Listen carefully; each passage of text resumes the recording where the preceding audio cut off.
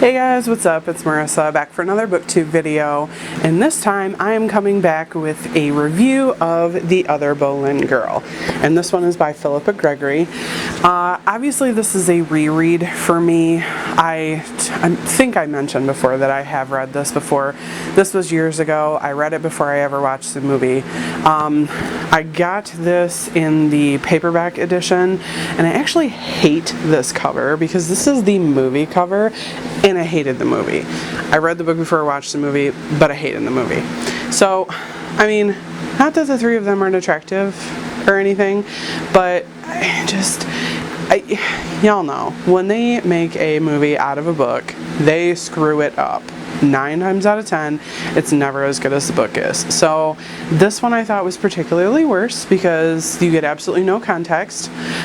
This whole book is from the perspective of Mary Boleyn, which is Anne Boleyn's sister. And in the movie, they like completely cut Mary Boleyn out of it, and they're focusing on Anne. I mean, Anne did end up being the Queen of England, but the book is about Mary. It's about her role in everything. So anyway, it really pissed me off. So let's get into the actual book review rather than me ranting about the movie. So like I said, you follow Mary Boleyn in this book, and this starts off when she is like 12 years old. They married young back in those days. So it's 12 years old. She is married to Henry Carey, and essentially she catches the eye of King Henry VIII, and she ends up having to become his mistress. She has to put her husband aside, and her family is pushing her towards this because when somebody is the king's mistress, the family gets advancement, they get money, they get lands, they get titles, yada yada yada. You know the whole deal. Or maybe you don't, but anyway. So when somebody gets to be the king's mistress, the family prospers. So obviously every young girl's family is pushing these girls right into the king's way because they want advancement for their family.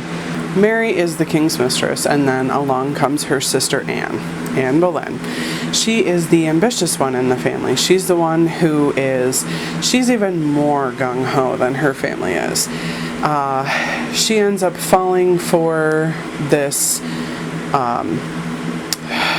Duke? I think he's a Duke. Anyway, like the Duke of Northumberland or something, or the Duke of Northumberland's son. And, she ends up falling in love with him. She ends up marrying him in secret, and they consummate the marriage, and yada yada yada.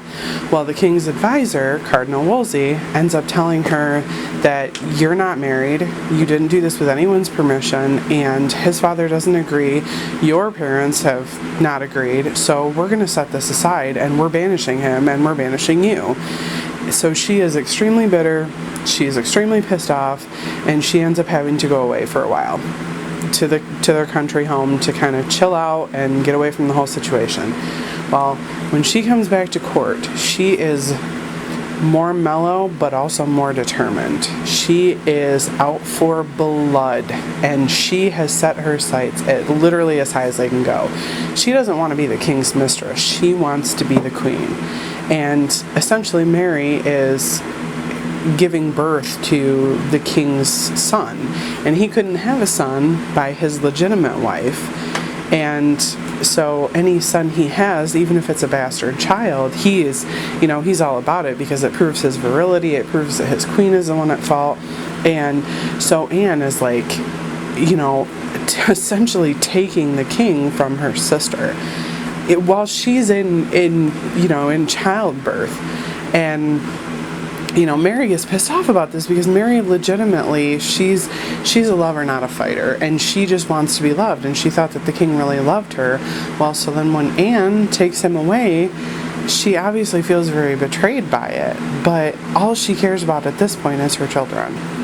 So her children get taken away from her and sent to their country home because there's no place for children in court, essentially. And this is both the king's decree and the family's decree.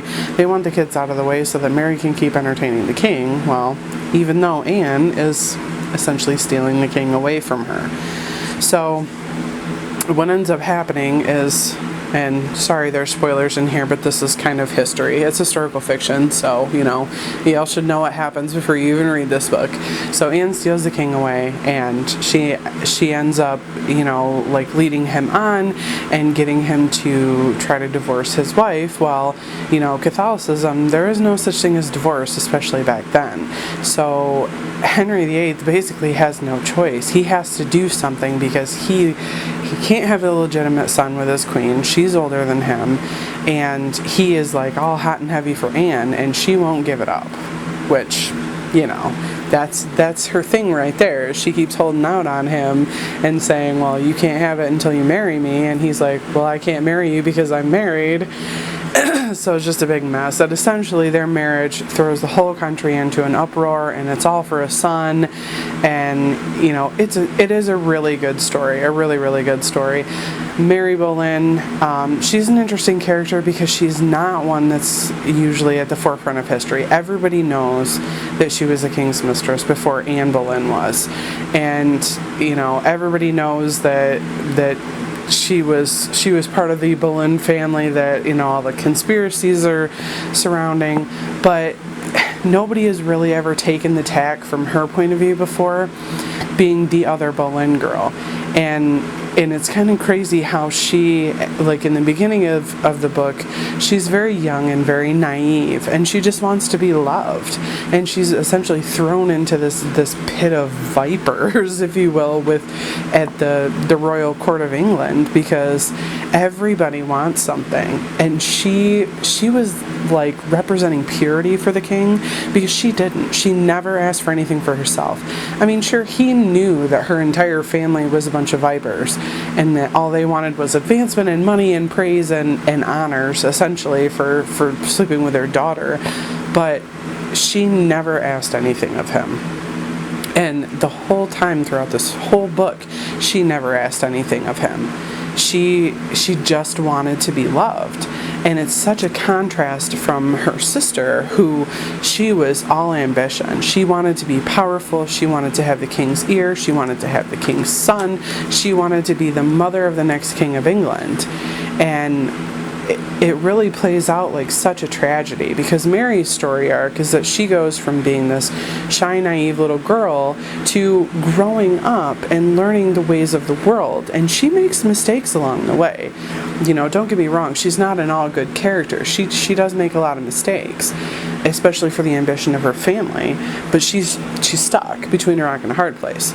So anyway, she starts out as a shy, naive, little girl who just wants to be loved, and she ends up blossoming into this woman who knows the ways of the world. She knows how to manipulate, and she knows how to get what she wants, but she knows better than to do that because she's made mistakes. Whereas Anne's story arc, she starts off over here, and she's very much the manipulator from day one, and you just see her progressing into this more manipulative arc, and it gets worse the more tragedies that befall her, and the more things don't go her way. She just falls deeper and deeper into this pit of, I'm going to get what I want because I've already lost everything that was worth losing. So her ambition is essentially the death of her.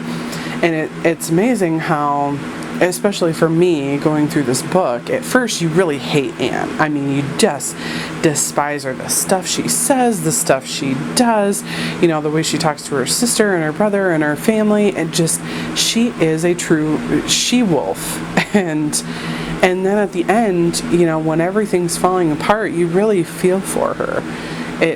It's like you come to really sympathize with her because you understand all the trials that she's gone through, and then where she ends up because of it. Modern day, the things she does wouldn't be a death sentence. It would be frowned upon, but it wouldn't be a death sentence. But back then, it was absolute treason. Absolute treason. There's a lot of rumors as far as, like, legitimately in real life, as far as her and her brother having an incestuous relationship, and Phillipa Gregory really does play that up in here. It's never something that's been proven. There's proof on both sides, I guess you could say, that there was and then there wasn't. It's hard to really say because it's history. History is always biased by whoever wrote it or whoever's telling the story. So Phillipa does take some creative liberties here and give them an actual incestuous relationship. I don't know if you guys have ever seen it, but The Tudors, which was on Starz, they did a whole series, and I think it was only like 4 or 5 seasons long. It wasn't a very long series, but it starts out before Anne Boleyn and then ends with Henry VIII's death, and it runs through all of his wives and everything that happened with them. I don't know if everybody knows this, but he obviously had 6 wives. Divorced, beheaded, died. Divorced, beheaded, survived. So it's kind of crazy how one man ran through that many wives, especially with the short ass lifetimes that they had back then. I mean, for God's sake, when they were like 30, they were all like, oh, I'm old and crotchety. It's like, really? Because I'm 33 right now, so what does that make me? So anyway, I definitely give this book 5 stars. Always have, always will. This is one that I will definitely be keeping on my shelf for a reread. I always enjoy my historical fiction, and Phillipa Gregory does an amazing job. She really knows how to tell a story and take a minor bit player from this time period and turn her into an absolute star. It just, it's a page turner. If you've never read anything from this time period before and you want to get into historical fiction, seriously pick this book up because it is amazing. It is worth a read. It is worth a reread.